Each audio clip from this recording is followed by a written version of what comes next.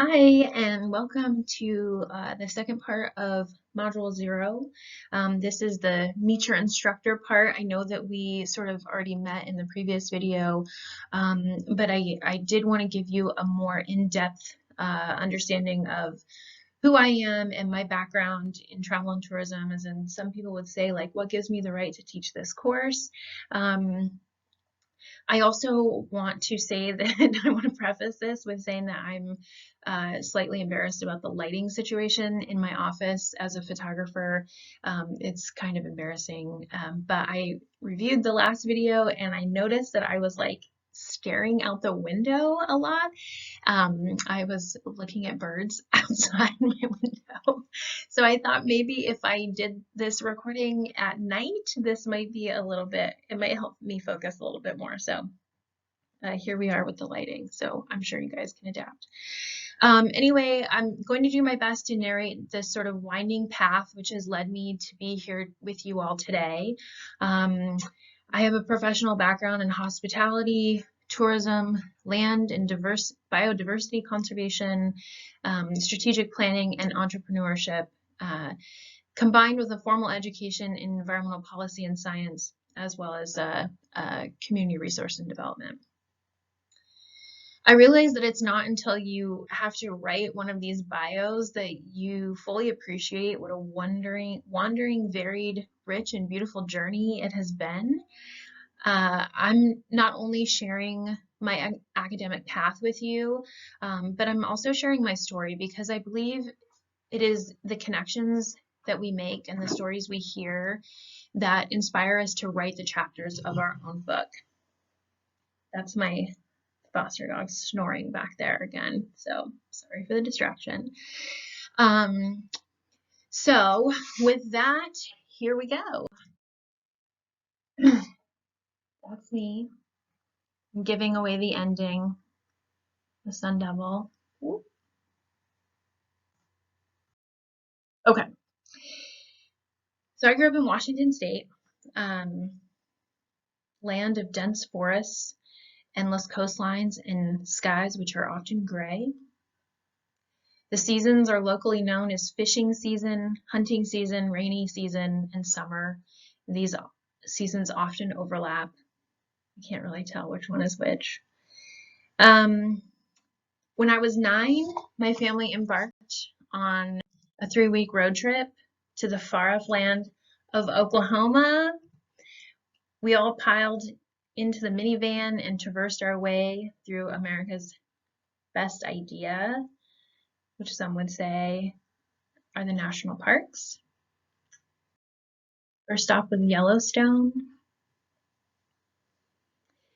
We visited there in the summer of 1989, and so that was the summer right after the Great Fires of '88, which had wiped out so much of the park.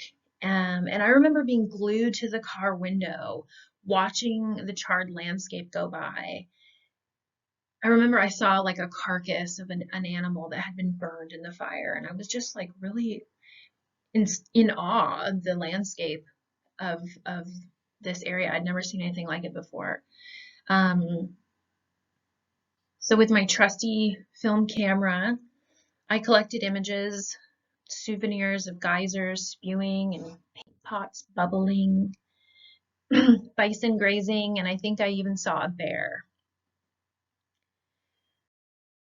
We made our way across the Great Plains of Kansas and Nebraska, and I recall my dad driving us through this windstorm that whipped the wind fields. I remember seeing just into such a frenzy, and it even tried to push our minivan off the road for like nearly 200 miles. It was a little bit terrifying. But after a week on the road, we arrived here. We turned down the gravel driveway of my great-grandmother's house in southeastern Oklahoma, and I watched as a tarantula and an armadillo crossed the road. It was uncharted territory for me. Looking back, I now realize that the week in Oklahoma was probably my first time experiencing culture shock. We ate supper smothered in gravy and watched fireflies light up the night. We saw snakes dropping out of the trees and buzzards. I didn't know what that was. They had to explain to me that was a bird. It was a buzzard circling overhead. A great aunt whom I never had met made a fuss over us girls, braiding our hair as we sipped lemonade on the front porch. Sitting out front beneath the big old shade tree, the tornado warning sirens wailed in the distance while ticks crawled up the front of our shins and beads of sweat ran down the backs of our knees. 30 years later, I can still feel that thick humidity hanging like a blanket in the air. I can hear the sounds of 10 million cicadas screaming all at once, and the taste of fried chicken and mashed potatoes at every meal. The unforgettable feeling of being in a new place had imprinted on my being, and I loved it. In high school, I took part of in an academic program called Running Start, which allowed me to simultaneously take high school and college courses through my local community college. By the time I received my high school diploma, I had also received my associate's degree within like a couple months, like a month of each other. The next step was clearly to transfer to a university, but I had no idea what I wanted to do. So I worked, mostly in the hospitality industry, serving in restaurants and bed and breakfasts, saving up money to fuel my growing wanderlust. Hospitality to the rescue.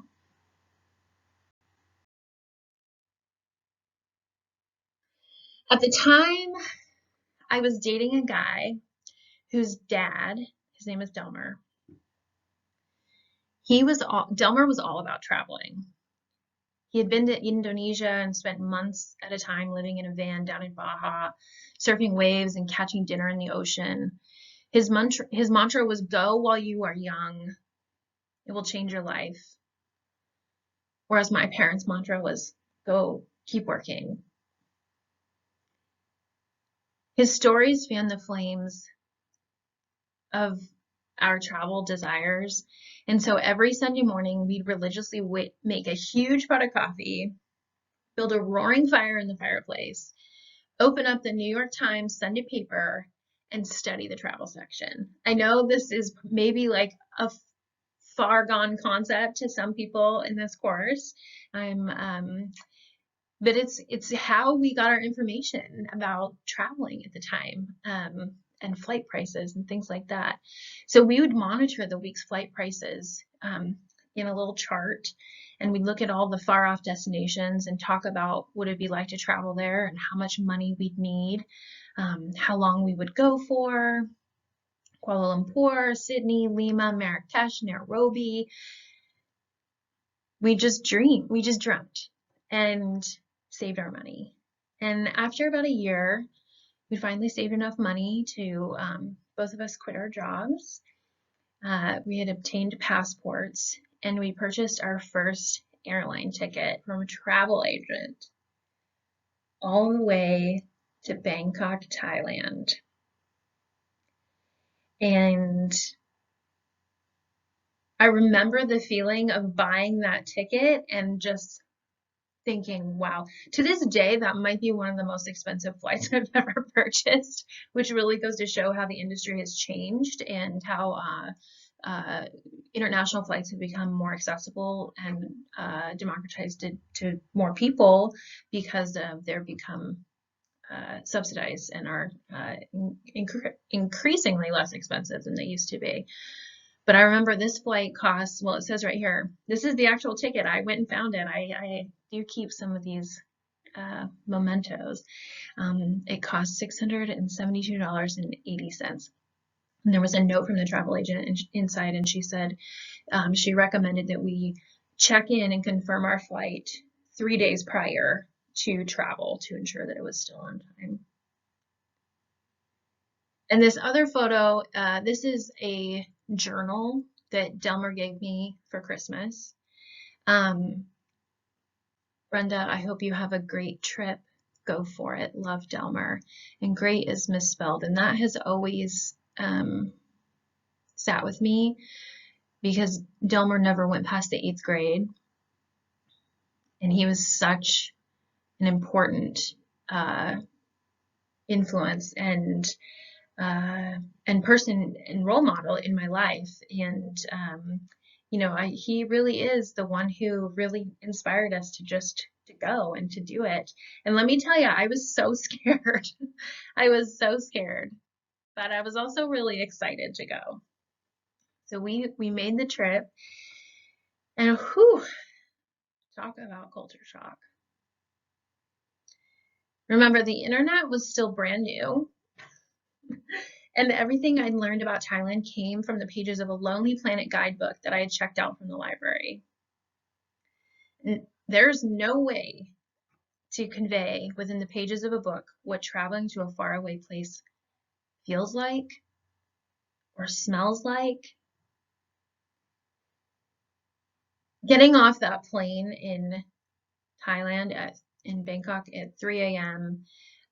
With my backpack and my boyfriend and no plan. We did not have a plan. It was overwhelming, and it was an exquisite assault of the senses. And 20 years later, I can still recall the excitement, anticipation, fear, and hilarity of that first night, and like few nights actually in Bangkok. Those are stories for another time, but here, this is a picture of me sitting in an internet cafe, probably paying by the minute to send an email on an email account, which I had my brother set up.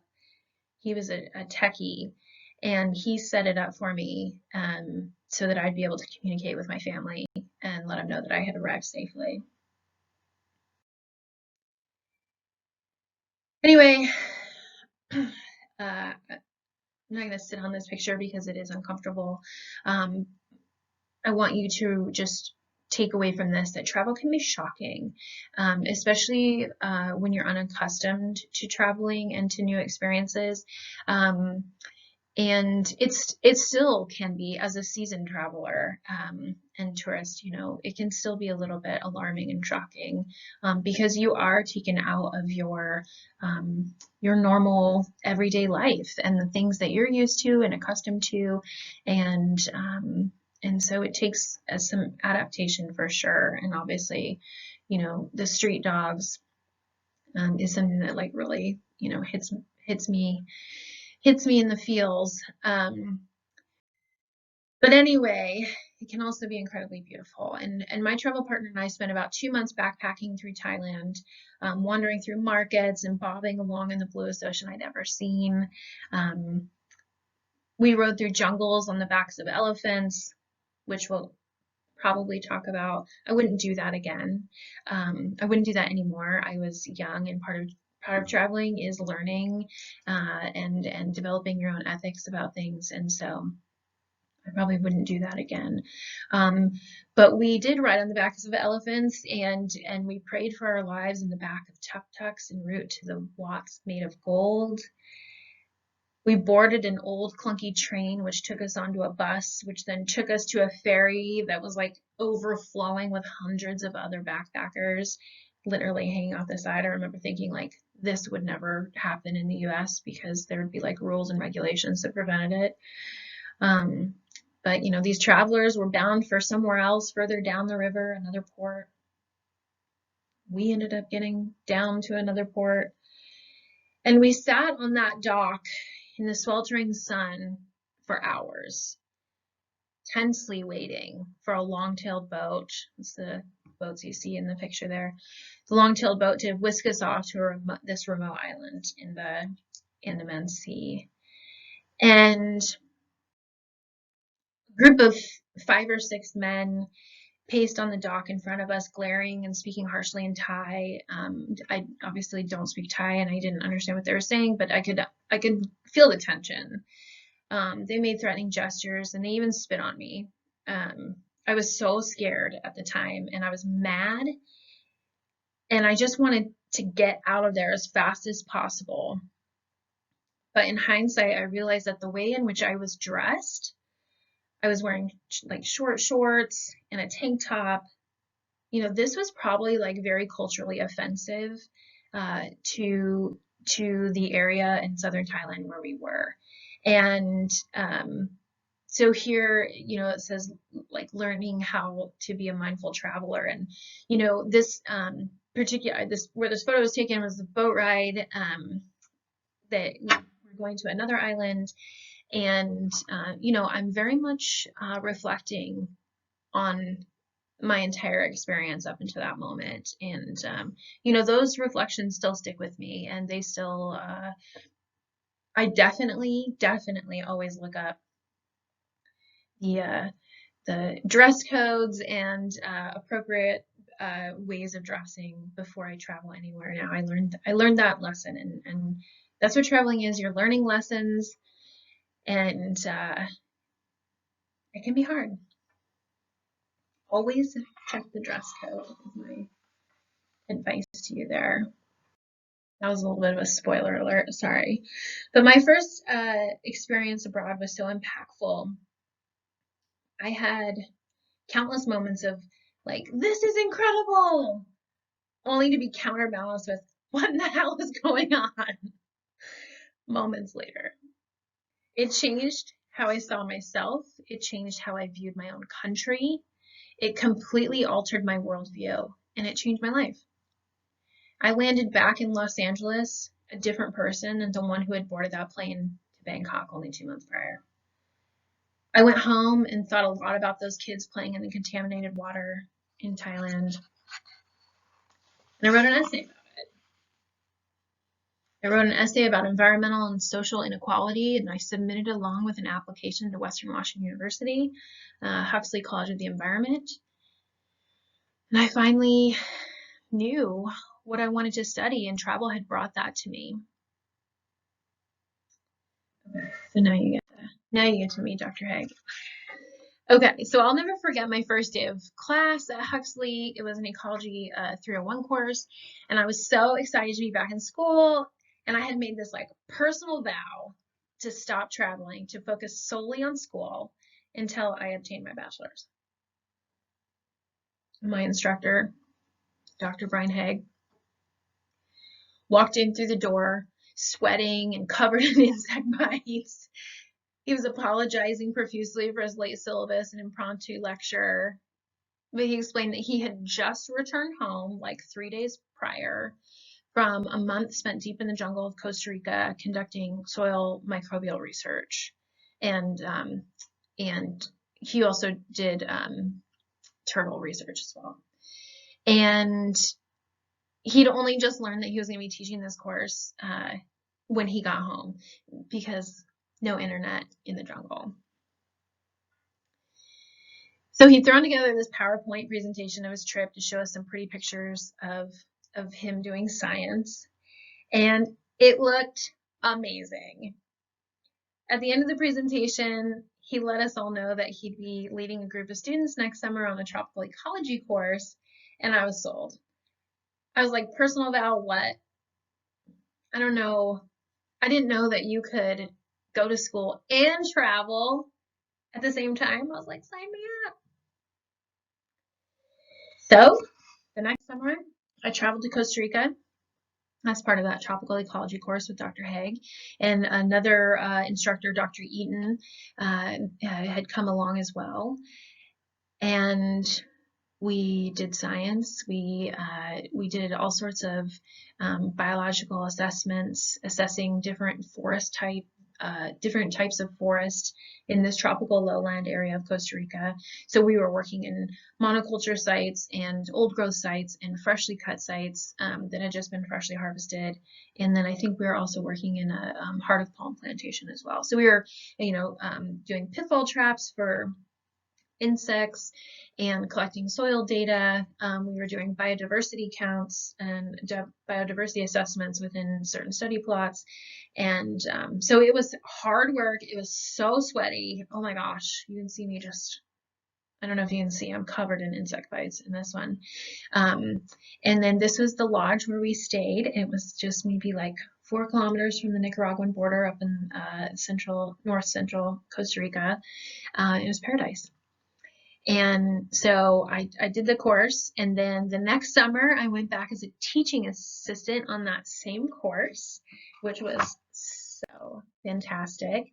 So here I am doing very important TA work with Dr. Haig. He was like catching a caiman, and he had caught a caiman and was talking to us about it, and teaching us about it. And he was like, here, you can hold it. And I thought, oh my gosh. I mean, I was like absolutely terrified. You can see it on my face. And so we took part in, a bunch of fun projects as well in the local community. We went and like painted the school, which was incredibly eye-opening. It was this little town called Boca Tapada up north of Pital in Costa Rica. And this to see what other kids' schools look like was just like incredibly eye-opening. It was just basically like a concrete building with like screens on the windows, and that was it. But we went and we did a service project, and it was really fun. We had the best time. It was so fun. Like the student groups, I love working with student groups. I love being a part of student groups and traveling. It's such a bonding experience. And so every night we eat dinner together, and we went kayaking in the Laguna together and looking for turtles and snakes and reptiles and all sorts of stuff. And then we also did soil microbial research, which you can see we were very, very serious scientists here. And you can see how incredibly sweaty it is because Dr. Eaton, he's just like, he needs to drink some water. So I wrapped up my undergraduate degree and graduated, and I was looking for a job. I was still working in the hospitality sector. I was still bartending and serving, and I did that all through undergraduate. I took night classes, and therefore I could work all during the day. So anyway, I had finished everything up. I was still bartending. I really, really wanted to do something in my field.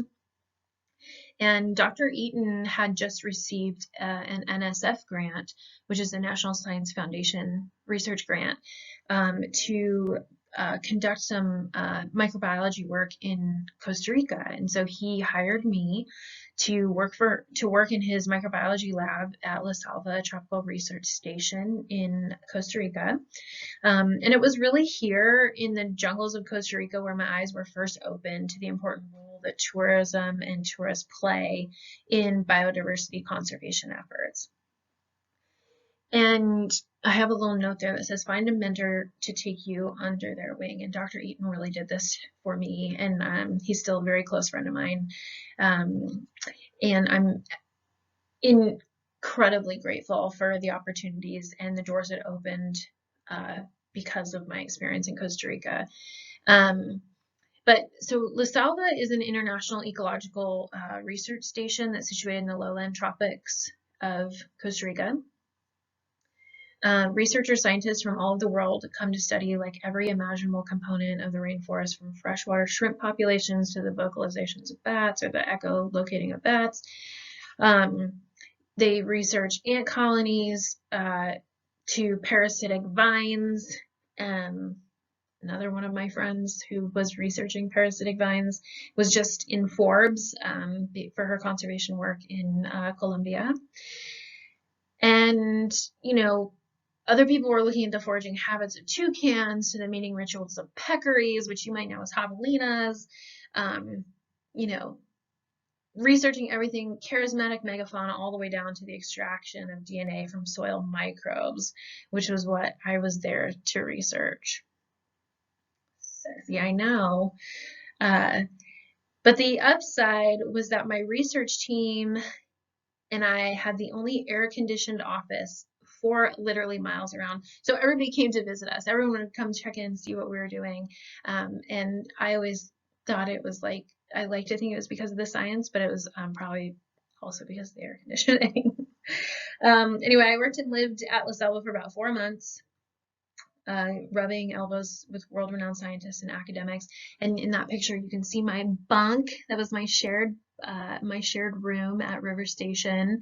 I had to walk on this path, well, everyone had to walk on the path.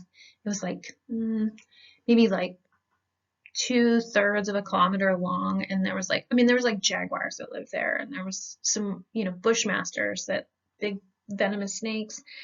It was a pretty wild time. And so Costa Rica is like or sorry, so we weren't really alone in as research scientists at La Salva, though. There were tourists, and they came by the busload, and most of them were birders. They came from all over the world. They'd sort of tumble out of the bus with binoculars in one hand and a field guide in the other, and ecstatic to walk the trails of La Salva, hoping to spot a life bird. And there were a lot of life birds out there to be spotted. And so La Salva employed resident naturalists to lead the birders around the designated trails of the conservation area, because they couldn't go off on their own, because we did have we had research plots like established, and you really can't be like trampling around in those areas. So they would guide them around the trails and discuss the importance of biological conservation and whatnot. And Costa Rica is really known for its conservation efforts, whereas like 30% of the land is held in perpetual conservation status. And so, here's a picture of us in another conservation area. This is on the Oso Peninsula, down south. I had actually been to Costa Rica 3 times before I ever saw either ocean. And Costa Rica, translates to like rich coast. And it took me till the 3rd time I finally said, you know what, I'm going to the freaking beach. And so we did, and it was amazing. It was really beautiful.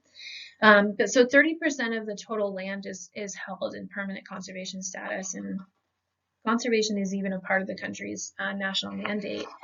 And it is because of its wild, relatively untrammeled ecosystem that Costa Rica has been a traveler's paradise for years, and where the concept of ecotourism was like fully embraced.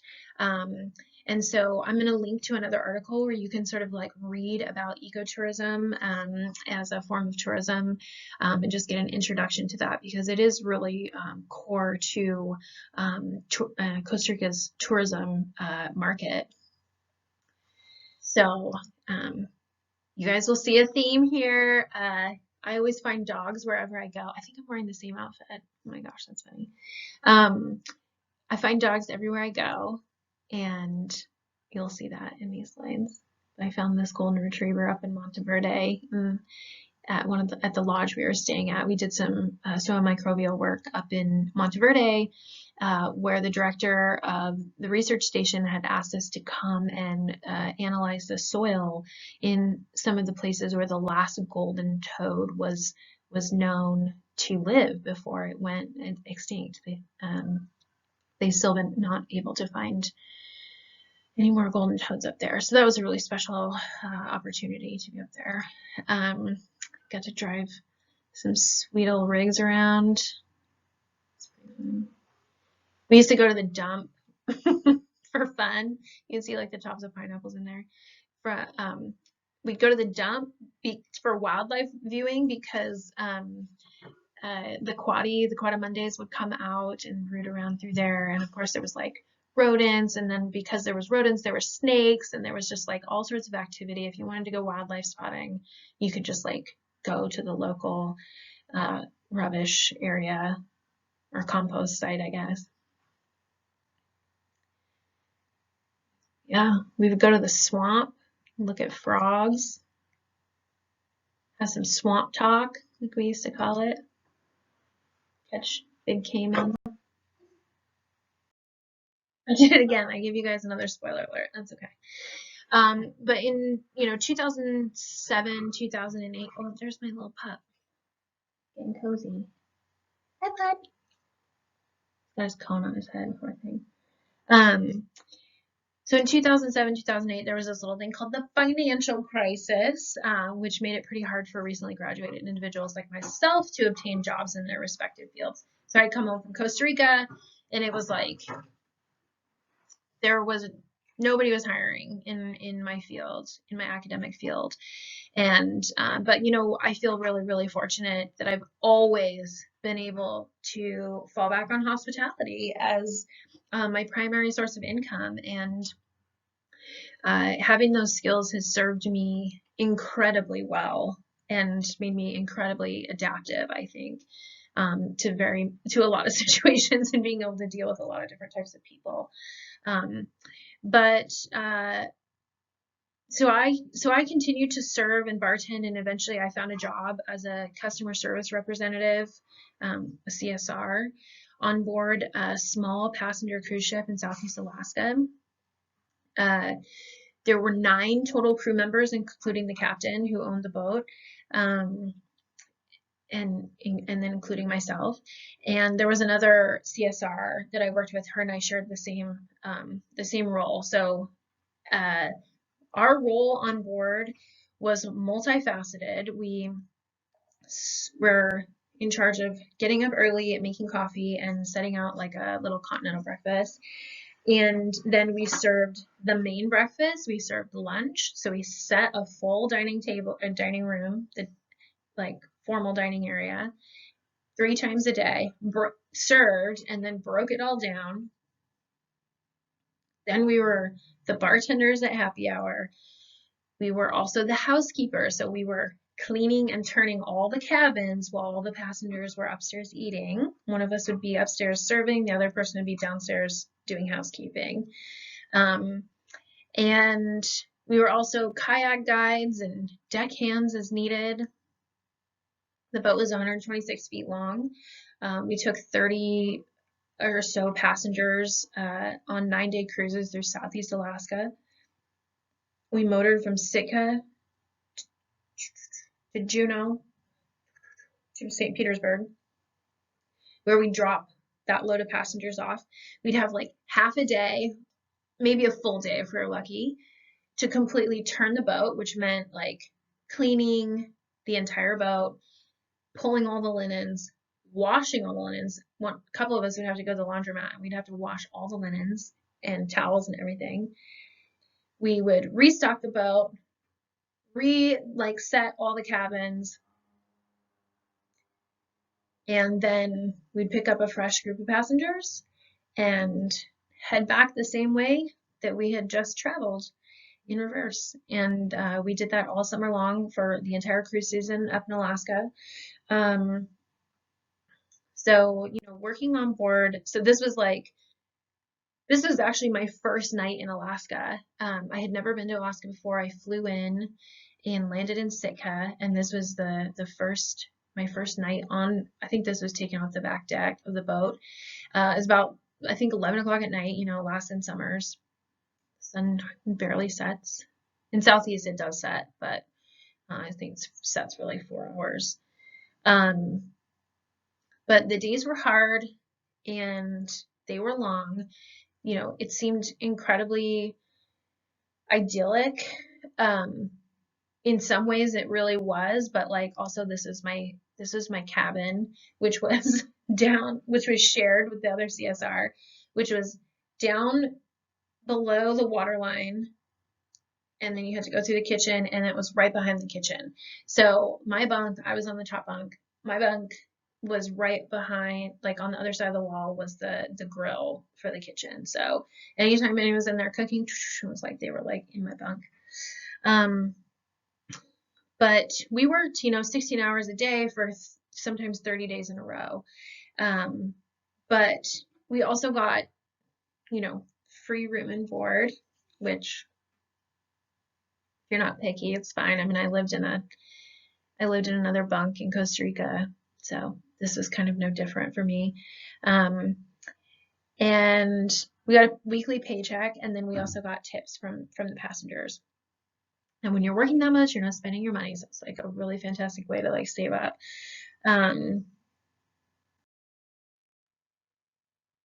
This is some of the fun things that we got to see and do. Um, some of this was the most incredible scenery I've ever seen in my whole life. And we got to do some really fun things like this. We would go take the passengers uh, in the little dib, which was, it's like a, I don't know, 16-foot vessel. Take them to the beach. We'd have like marshmallows and hot chocolate, and we build them a campfire, and we just we're basically tour guides for these passengers who usually came to us as part of like a bank uh, travelers group. So all of these groups generally came from sort of like the same geographic area. They maybe knew each other from around town, and they all banked at the same place. And the bank would put together these like travel clubs, and so that was like a lot of the passengers that we got. And like I said, it was some of the most incredible scenery I've ever seen. And I remember one day I was in a passenger's cabin, it was situated right at the waterline, and I was changing the sheets, and I remember they were like particularly disgusting. Sorry, the wild ones were barking. And so I remember it was, like it was just kind of like this like dingy, disgusting, like, well, the cabins weren't dingy, but like the passengers were kind of icky on this particular in this particular room. And I remember just thinking like, this is the worst job I've ever had. Like I was like, what am I doing? What am I doing? I'm just out here in the middle of the ocean.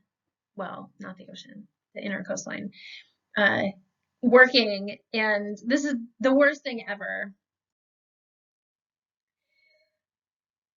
And right when I had like that, when I had that little like outburst, a big orca whale, like a big male, literally leapt out of the water right next to the boat, like right outside the window of the cabin I was in.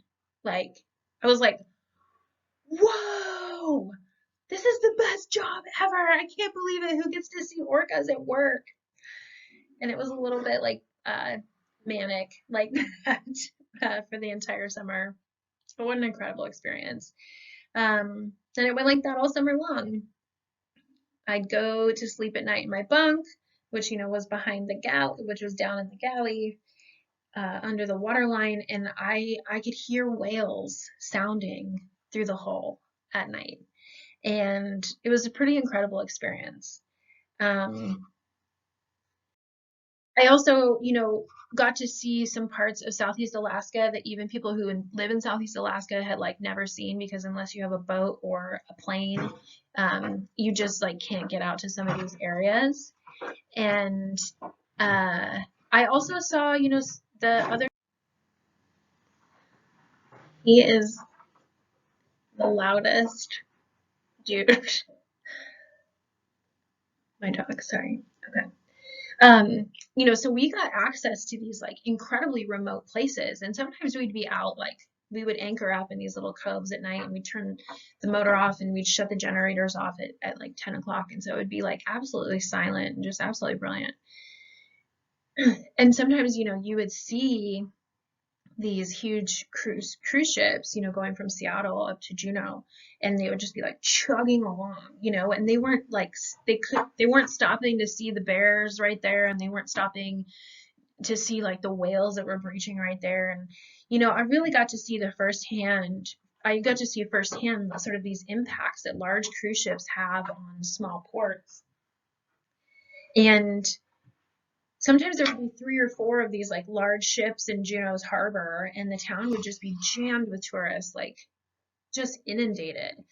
And they'd all be herded into these waterfront shops to buy jewelry and trinkets and local wares. But it was there that I learned that most of these shops are in fact owned by the cruise lines, and hardly a dime of that tourism money actually gets to the local people. And you would see signs around a town a little bit further back from the waterfront that would say like locally owned, and so people who were aware of trying to spend their money, in a way that would benefit the local communities. Like they could definitely do, they could more easily do that because the people had self-identified. But we're going to talk more about this semester, because I think it's a really important topic. And I think it's something that maybe not a lot of people are really aware of, is the impact and how impactful environmentally the cruise industry is. So, so here's just like sort of like some pretty pictures of Southeast. And that was our dining room and some of our passengers. They were celebrating a birthday, obviously. That top right-hand picture was taken from the, I think it's called the Five Fingers Lighthouse, and it's just out in the middle of nowhere in Southeast. And it was, we would always stop there. There's a lighthouse keeper who lives there, and so we would stop in and bring him some supplies, and bring some of the passengers up to the top of the lighthouse. And he had 2 golden retrievers, and so I'd always get off the boat and take passengers on shore for that excursion. So once the tourist season closed in Southeast, or in Alaska in general, again, I was sort of faced with this like dilemma of being at this point I've kind of become a seasonal employee, and I was falling back on hospitality and like serving as a backup plan. But I was trying to do something that was going to like boost my resume and be more concrete. So I decided to become an AmeriCorps volunteer. And if you don't know what AmeriCorps is, it's sort of like the domestic version of the Peace Corps.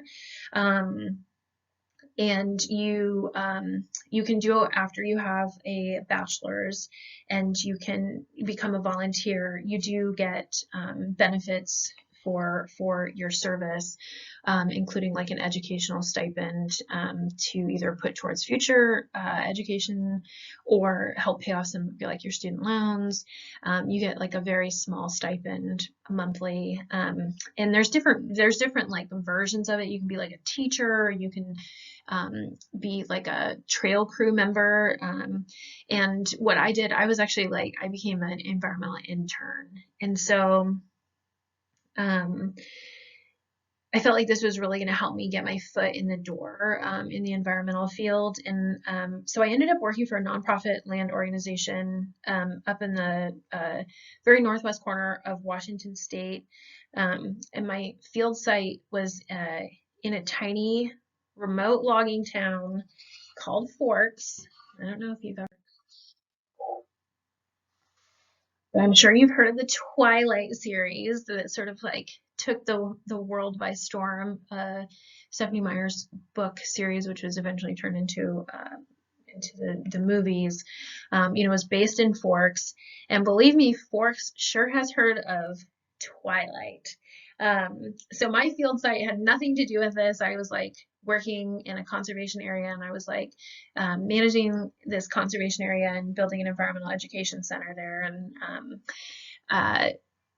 but I would go in to town from my field site to get lunch or whatever, and there would be like Twilighters, all over Forks.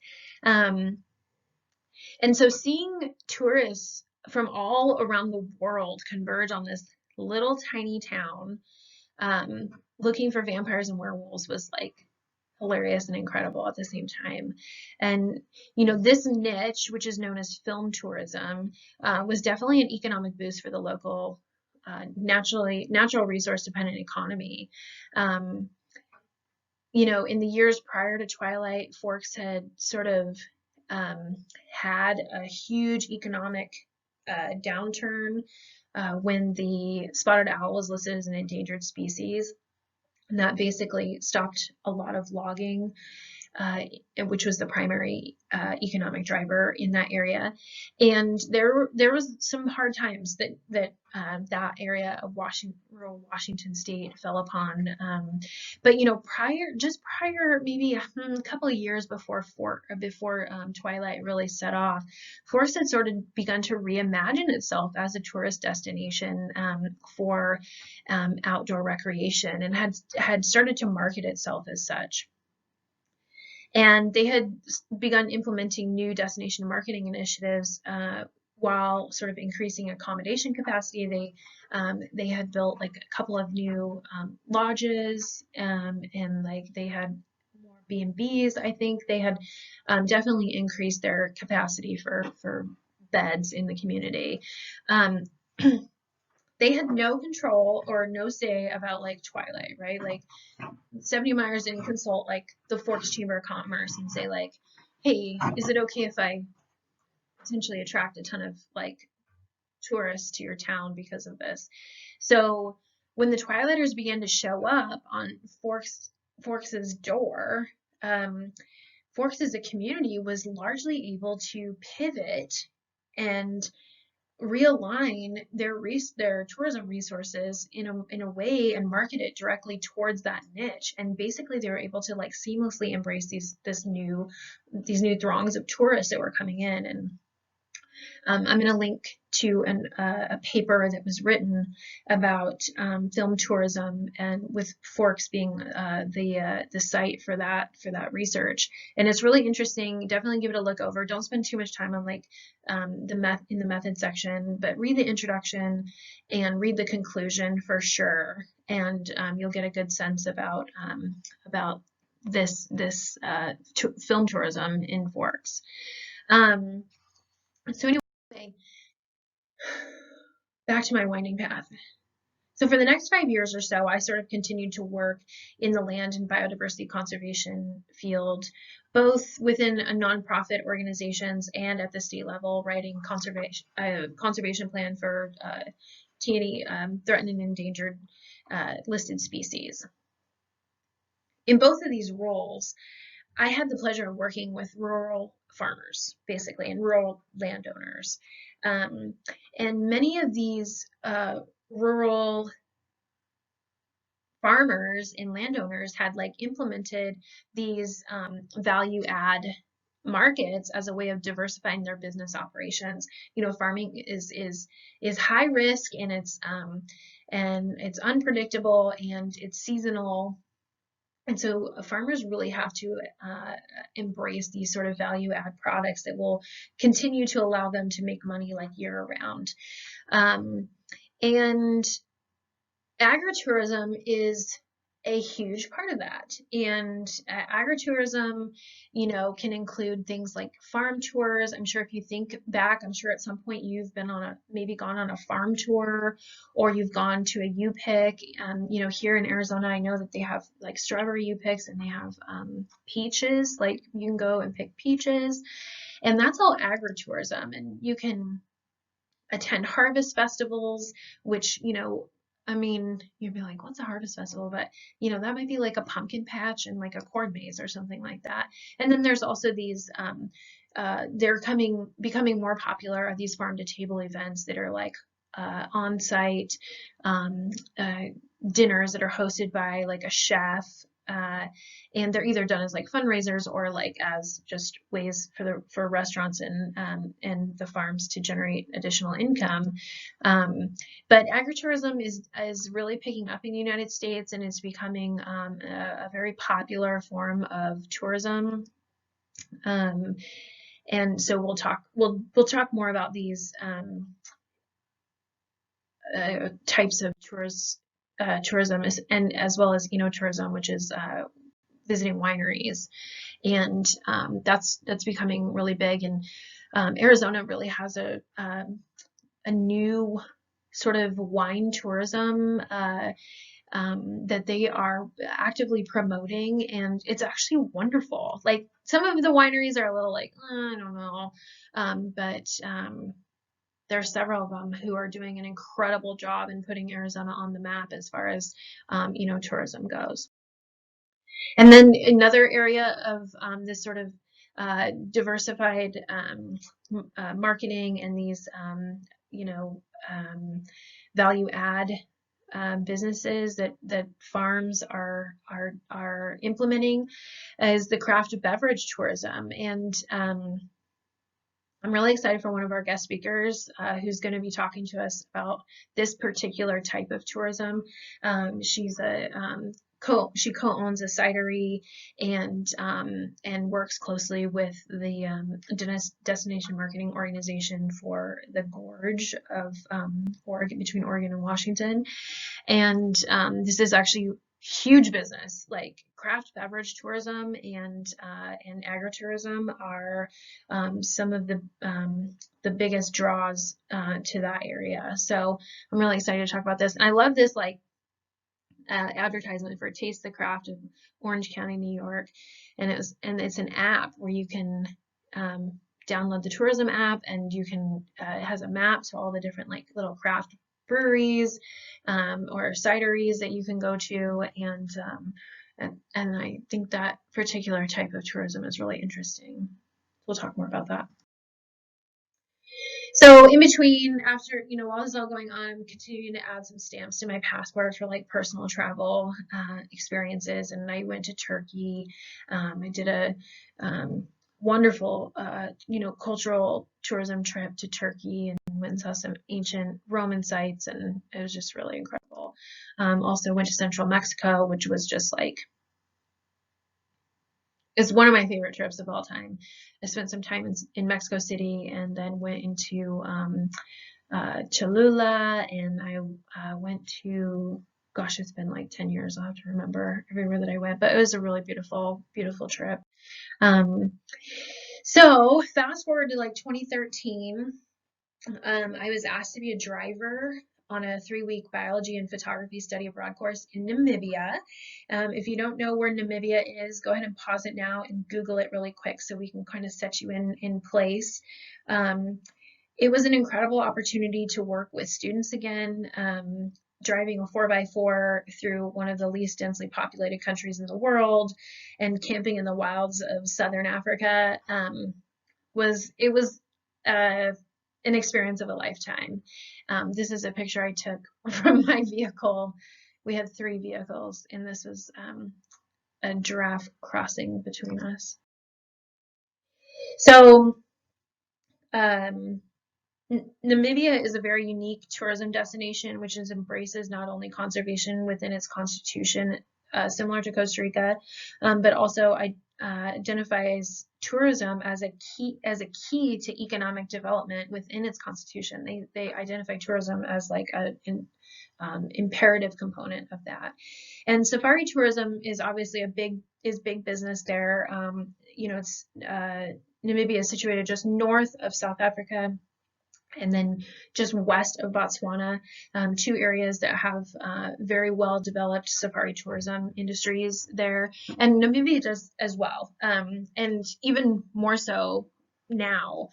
This was in 2013 that I was there, and there were a lot of German tourists, mostly German tourists, and then I don't know that, I think I did actually meet one other, there was an American couple that we met. They were actually from Seattle, which was really funny because I knew exactly like where they lived. But it's big business in areas like Botswana and South Africa, and Namibia is increasingly becoming a global destination. It's home to the Big 5, so you can do the Big 5 tourism there. You can see the Big 5 consisting of water buffalo, leopard, rhino, elephant, and lion. And tourism plays a huge role in community development in Namibia and also in conservation. And so we'll read more about that. I've got a link to an article that's actually talks about the impacts of COVID on this particular tourism market, and especially highlights, I think this article highlights the importance that tourism plays in the protection and conservation of endangered species. So I think that's really fascinating. So here's some pictures of safari tourism. This elephant was so big and he was just right there. And they say he was in must, which means that he was hormonal and potentially unpredictable, but the guides didn't seem to be too worried. I was literally shaking because he was so close. Here is a leopard in a tree. He had a kill up in the tree. That was fantastic to see. Oh my gosh. Here is a spotted hyena. Fantastic creatures. They're actually, the biology of hyenas is really, really fascinating. And there's a book called Cry of the Kalahari, if you haven't read it. You want to be inspired. If you're inspired by conservation biologists and adventure, you should read Cry of the Kalahari. And then this picture was taken at Etosha. Look how fat those lions' bellies are. They have just devoured something. And they were lazy lions. They were just lounging around that water hole and had everybody just terrified all around. You can see the Gemsbach and I think there's zebra back there and some maybe springbok. Anyway, everyone's like so scared back there. Let's see. Okay. So some of the types of tourism that you can participate in and we did in Namibia include, safari tourism.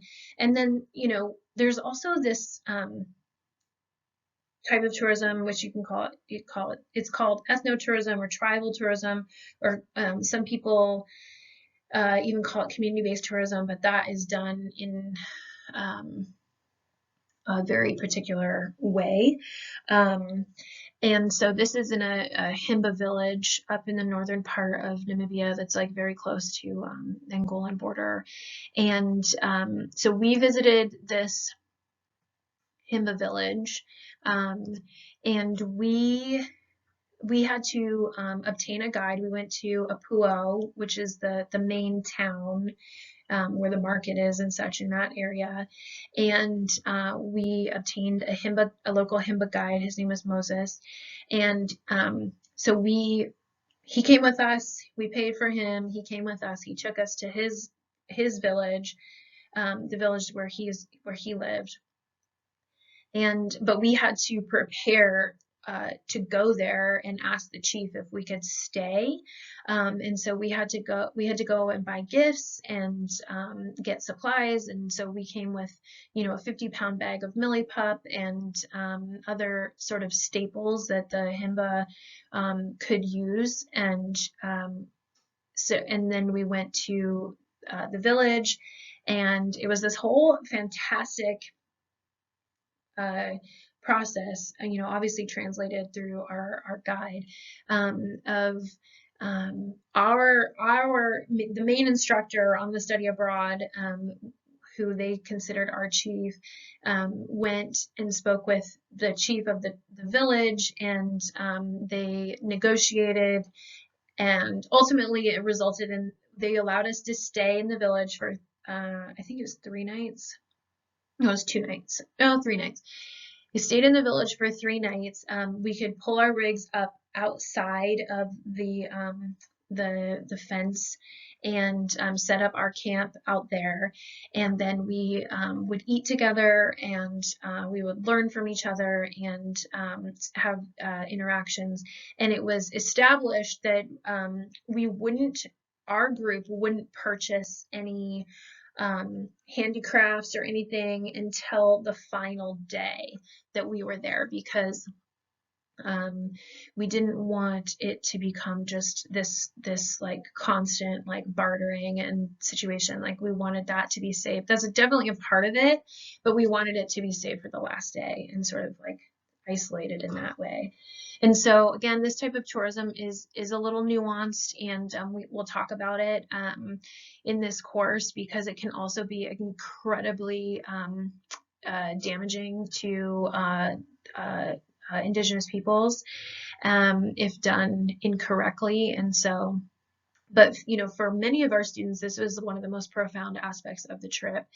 We had one student who absolutely, he wouldn't even get out of the car when we went to the Himba village, and he was terrified. And by the time we left, I have like a video of him dancing at night. We just danced at night, and he was like teaching them how to do the worm in the sand. Like he was like doing the dance move, the worm. So he really came out of his shell, and that experience was really profound for him.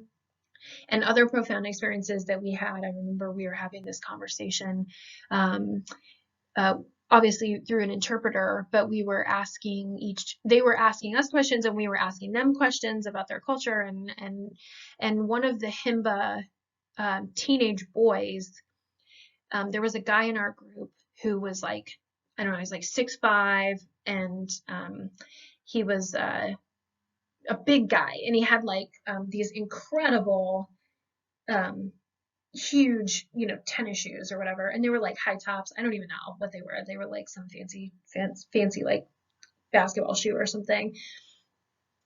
And the Himba teenager asked, he was just like, he had been staring at his shoes, and he finally asked, like, how did you make those? And I remember the guy in our group, his name is Bear, he was like, I don't think I get, how did I make them? And they were like, yeah, how did you make those shoes? And it would just all hit us that like, as Americans live in such a consumptive culture that like, we just go buy whatever we want, and we don't know who makes them, and we don't know how they're made. We just like buy them. Whereas these individuals literally make and reuse like every single thing that is in the environment, that they have, that they that they own, and they're incredibly resourceful because they have to be out of necessity. So that was just a really profound takeaway for everyone in the group and for the students to really like kind of put their thinking caps on and be like, okay, that's right. Okay, and then just a little bit more about this ethno tourism. So this was another village that we went to. I think these are this group, or this village was a Herero tribe, which are they're cattle ranchers, and they dress in this very like unique sort of old. It looks very like old timey um, uh, dresses and such, and they wear these incredible like headpieces. This was a pretty rural tribe, and so, but the sole purpose of us going to this village was because the instructor on the study abroad, he had done a huge overland trip across the entire continent of Africa back in like 99, and he's a photographer, and he had taken photos of individuals in this village. And so when we went back in 2013, he wanted to bring them actual photos of the individuals. And so you can see these women holding their own photos of themselves from 15 years prior, and it was pretty incredible. They were like, they couldn't believe it. They remembered him, and they just were like so excited about having pictures of their younger selves, and also of having pictures of people who had passed away. That they found those to be really incredible.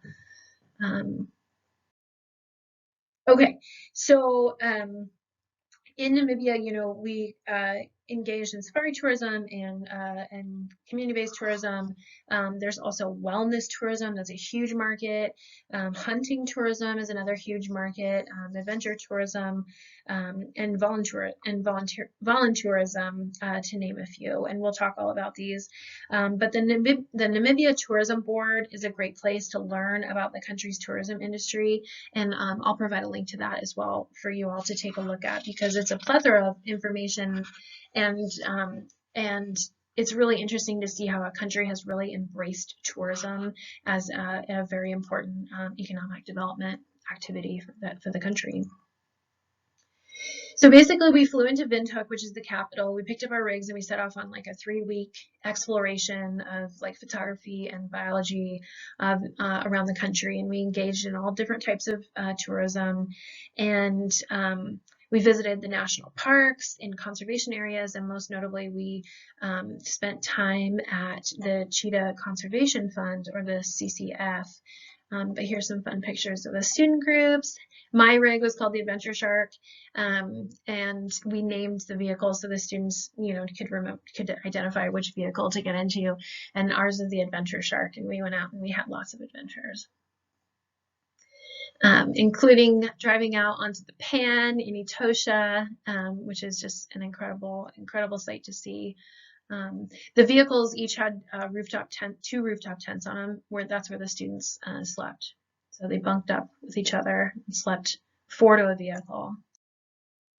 Okay, so this is the Cheetah Conservation Fund, or the CCF, and there's a link. I'm going to post a link to the organization, but particularly this video. It's just very short, and it just goes in depth about sort of how Dr. Lori Marker, who started the Cheetah Conservation Fund, she's a biologist and a cheetah specialist, has created a successful and sustainable conservation model for the cheetah using research, education, and tourism as integral pillars of CCF's mission. And it's actually a really cool program that they offer at CCF. If you go and visit, we actually went and stayed there in one of the old farmhouses, and we were doing some biological surveys and remote camera traps. We set up some remote camera traps to get pictures of some of the cheetahs and the leopards in the area. But in the video, you can sort of see that incorporating tourism in several different ways, and how they've incorporated tourism, including like through rural tourism. This is up in the Otjiwarongo region and the Waterberg Plateau region. So it's pretty far out there. But you can engage in rural tourism. You can engage in farm stays and day visitor activities, including like cheetah runs, and this is the cheetahs that she has on site are either being rehabilitated, or they're ambassador cheetahs that can never be returned back into the wild for whatever reason. But they still need to exercise them every day, because cheetahs need an insane amount of exercise, and so they do the cheetah runs, which are wild. We got to go inside the enclosure while they did a cheetah run, and they were running right past us, and it was pretty remarkable. They also have a creamery that they have established, and that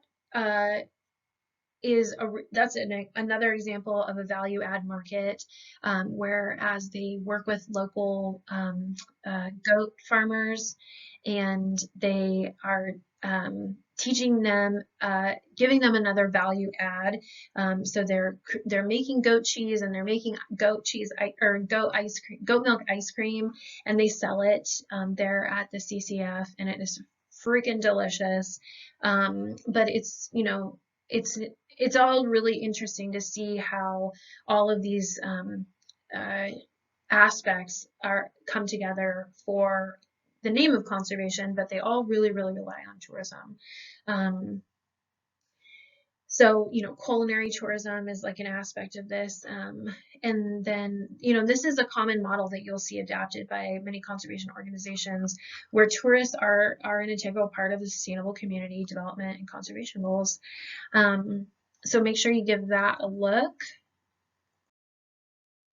So over the next couple of years, I took some personal trips as well, and I added a couple more stamps to my passport, including, jolly old England, to visit some family.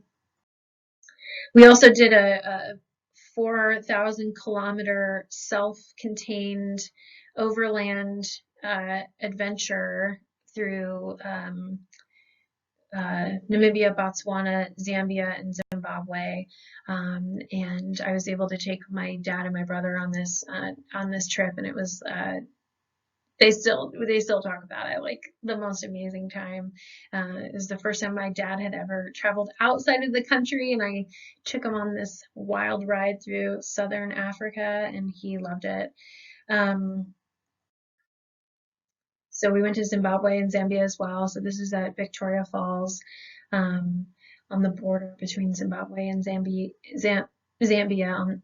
That's the Zambezi River that's flowing behind me. And then I also went to Indonesia. I, really indulged in. I was in Bali, in the cultural aspects and uh, Bali is an incredible place, and it's full of it caters to all sorts of different types of tourism, including, heritage tourism, cultural tourism, culinary tourism, tourism, wellness tourism, which I definitely took part in. Um, they have spas everywhere, and it's just and the yoga studios, and it's just an amazing place to sort of to go. The adventure tourism, obviously, surfing is a huge part of the culture there, and so we actually stayed at a surf retreat and went out surfing a couple times a day. They take us to different reef breaks or different breaks around the island, and we had guides with us, and so we got to access a multitude of different areas for surfing, which was really fun. And then, of course, all of the ancient temples and everything is just exquisite. I also took a trip to Italy, and this was actually the first time I went as a solo traveler. I went on my own, and that was really an incredible experience as well. I had some intrepidation about going by myself, but ultimately it was amazing. I'm so glad that I went. I engaged, in uh, historical tourism and just sort of wandering around the streets. This one I think was in Florence. Taking photos and visiting all of the museums and looking at all of the art and culture that is just all around you. I mean, just the bricks in the road have history, and so that was an incredibly fascinating aspect of that heritage tourism, and of course the incredible galleries, museum galleries, and artworks by world-renowned artists. Seeing them firsthand. You also get to really see, tourism in Italy is like it's mega, and it's one of the most touristed locations in the world. And so going to some of these iconic sites like the Leaning Tower of Pisa are really hilarious. I found it really funny because everyone is like trying to get that like funny shot, that perspective shot of it, like holding it up or like tickling the Leaning Tower of Pisa. Like this guy, the tower is off by his feet somewhere, and he's maybe resting his feet or kicking it over. I'm not sure what he's doing. But I had as much fun taking pictures of people trying to take pictures as I did being there. Lots of time, obviously, to just kind of sit and relax and engage in culinary tourism and, obviously gelato and espresso and then more gelato all the time. Really indulging in the culinary aspect of traveling in Italy. But most importantly, travel for me really is about the people that you meet along the way. And, this particular gentleman, he actually owned the little Airbnb where I was staying. And and when he realized that I was traveling alone, he offered to take me up. This was on the Cinque Terre, like, where you can't have a car. And so, but he had a car because he was local. And so he offered to take me up to his family farm and vineyard up high above the towns. You can see the individual towns there sort of on the cliff outposts. So his name was Ivo. So Ivo and his dog, I think her name was Ethel, they picked me up in their little car and they took me up and gave me the most incredible tour of this, coastal part of Italy. And it was the most incredible a couple of days that I spent with him, and just he was acting as a tour guide, and it was just really fun, and we got to know each other, and we're still in touch today. Here he is at his family farm. He's opening up his private reserve wine. I can't remember the name of it, but it was like specific to this region, and it was from 2006, and he opened it up, and it was like absolutely fantastic. And so we sipped on his homemade wine while he led me around the farm, introducing me to almost like every single plant and tree that was there. And so, these trips were amazing. And all the while, sort of my mind was like putting together the pieces between like my passions of conservation and recreation, natural resource management, photography, and traveling. And I knew that I wanted to find a way to synthesize these areas of my life and future and also like my future career goals. So I started looking at grad schools, and I found a program that seemed to bring them all together in the most perfect way. I found that at ASU. I was accepted into ASU's School of Community Resource and Development. Hi, SCRD fam.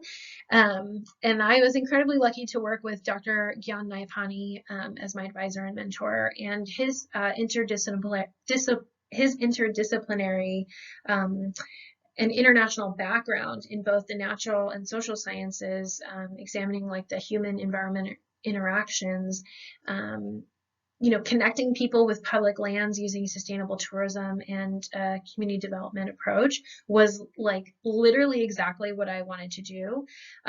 So I got to work with him. I spent the next couple of years working as a research assistant under him. And I was worked on a couple of really fun projects for CRD as a research assistant in several teams, including the North Star 2025, where we worked with the Bureau of Land Management Arizona, helping them to envision future trends which may impact their agency. I'm a little bit ashamed to say that I don't think we included global pandemic in the top 5. Hindsight is 2020. But we were looking at, they were also interested in increasing tourism, or we were identified at increasing tourism as one of those trends.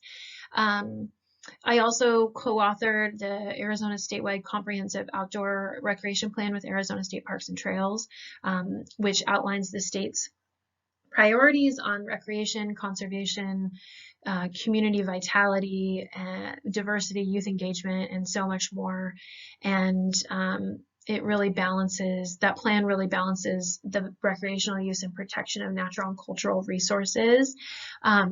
It's a requirement to get congressional funding for recreation through the Land and Water Conservation Fund, and so each state has to rewrite their strategic plan, or their SCORP is the State Comprehensive Outdoor Recreation Plan, the SCORP.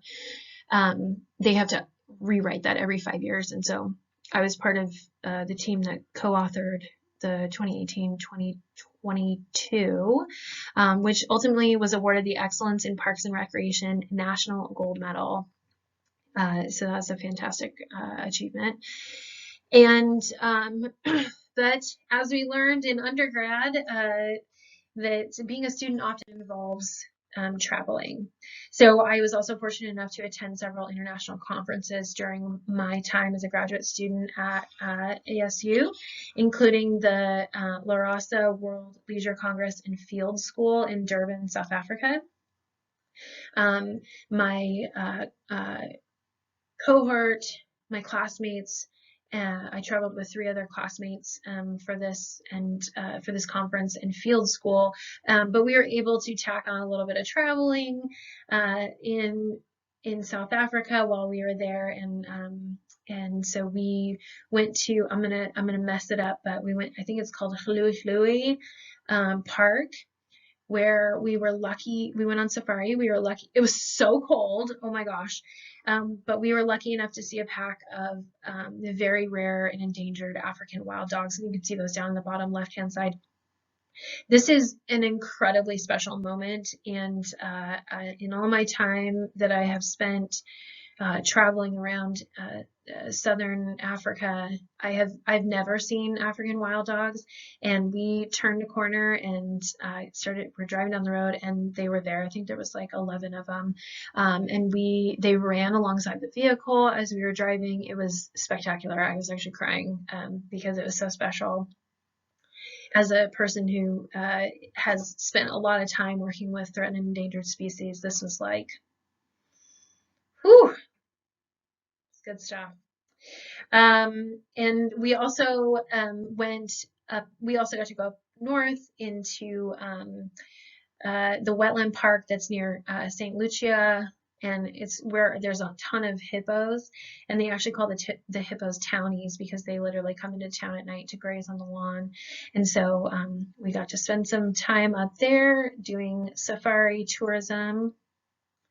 We also went to Cape Town, which is another part of South Africa.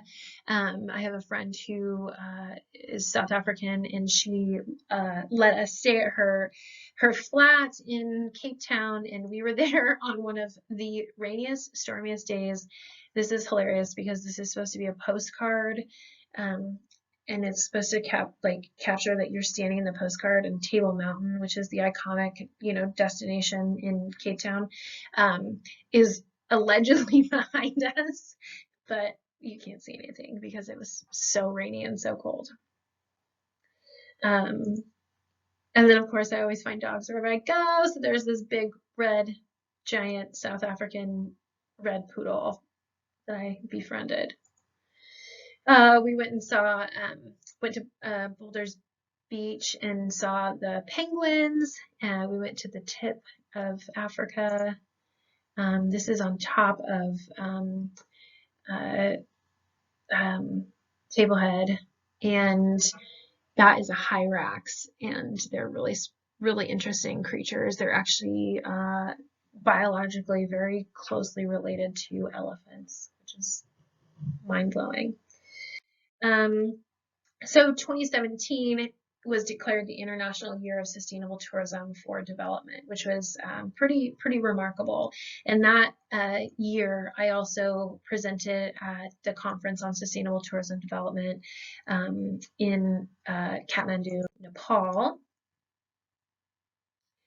And in total, I think I was there for 2 weeks. I think 9 days of that was spent in Kathmandu.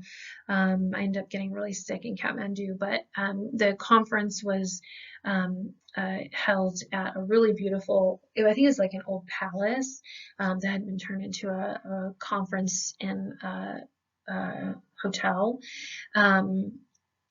But we were able to travel around Nepal, like both before the conference and after, and obviously like during and around Kathmandu.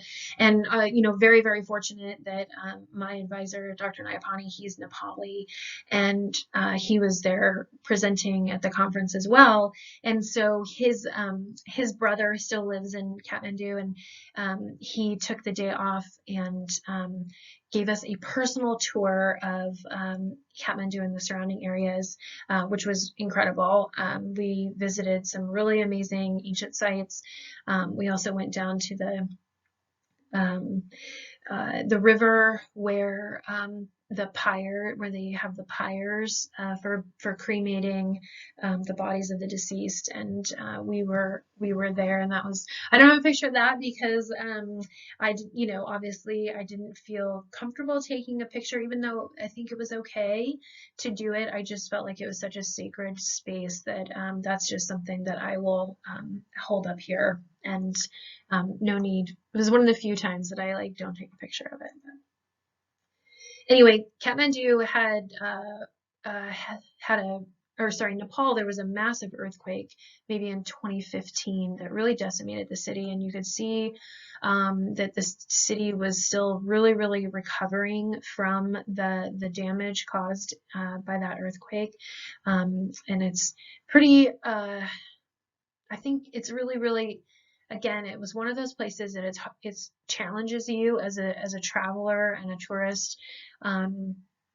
to really look at your privilege like right in the face, because I think that the average Nepali lives off of like $2 a month. So yeah, kind of just sit with that. Dogs, I always find the job. So prior to the conference, I was able to go to Nepal a little bit early,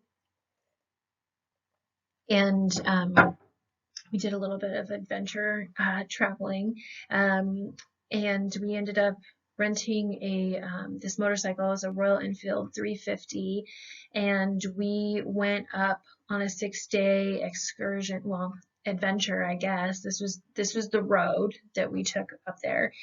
6 days on this moto adventure high up in the Himalaya, where we traversed the lower Mustang region of Annapurna Conservation District, which the next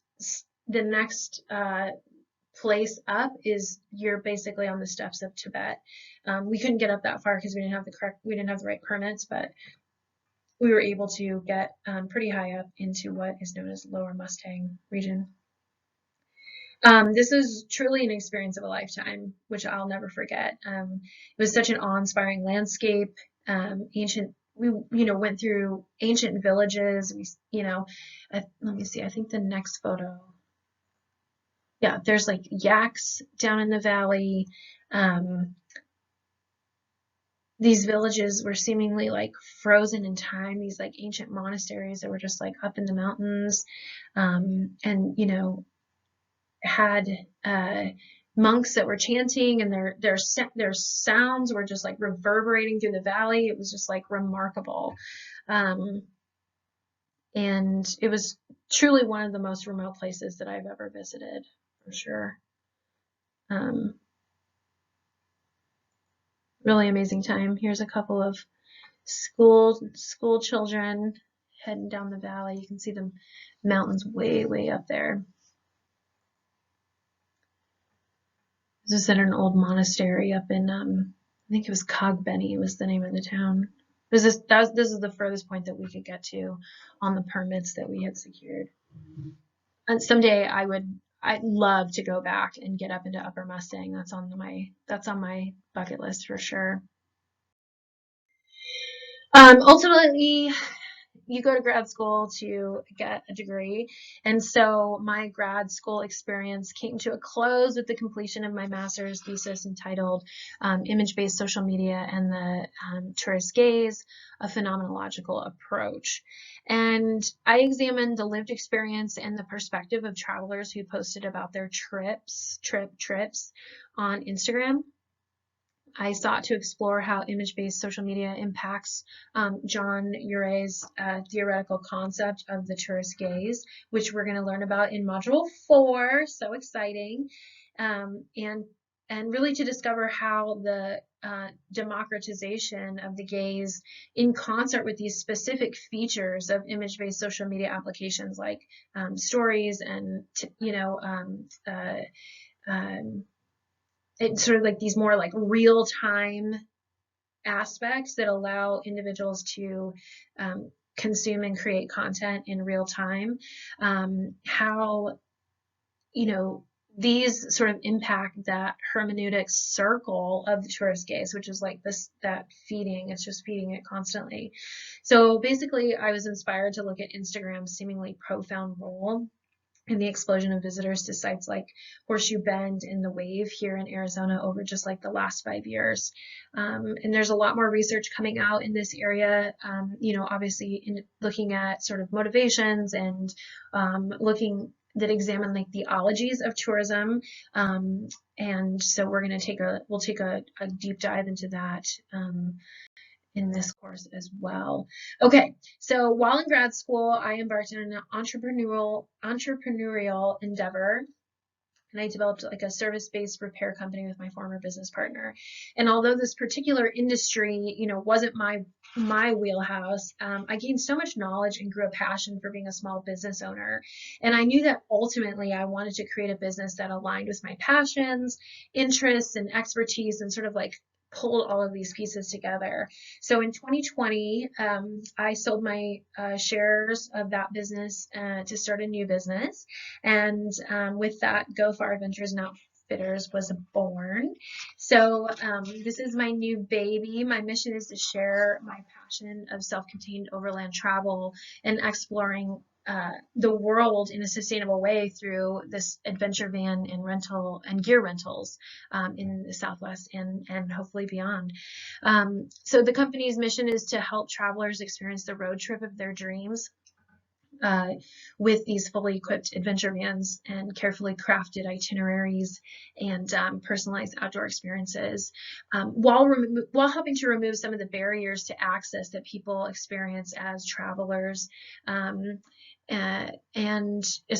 assisting sort of how to navigate the often confusing world of recreating on public lands. That I've done some research on individuals' utilization of public lands, and there's a lot of confusion about permits and what pass works where, and what do you need to have, and where can you camp, and where can you not camp, and those types of things, unless you have been living and breathing it like I have. You might not know that, and so I aim to make that easier for individuals and for travelers in Arizona. And I think, obviously we're seeing the rise of the Great American road trip again because of COVID. And so I'm very optimistic about this endeavor. And it's on track to launch now, 2021, early 2021. And I couldn't be more excited. And although I'm incredibly passionate about being a small business owner and it's all encompassing, it takes up so much time, I still really want to maintain my ties to academia, and teaching at ASU is also very much a dream come true. And as a lifelong learner and consumer of travel and tourism, I'm so excited to be here with you guys all this semester, even though we have a short semester, 7.5 weeks. But I'm excited to be here and exploring this magnificent topic together. And I'm so eager to discuss and learn with you all and my tourism community through these next couple weeks. So, oh, and then let's see. Also, if you're not, this is it, I promise. You don't have to look at my pictures or my face anymore. But when I'm not busy starting a business or grading papers, I also volunteer at Arizona Humane Society. Where is he? I foster, and I also walk dogs at the shelter that's right by my house. I love to garden with my little 3 chickens, my little bantam hens, practice yoga, meditating, obviously playing outside with my dog Birdie, who's in the upper left corner.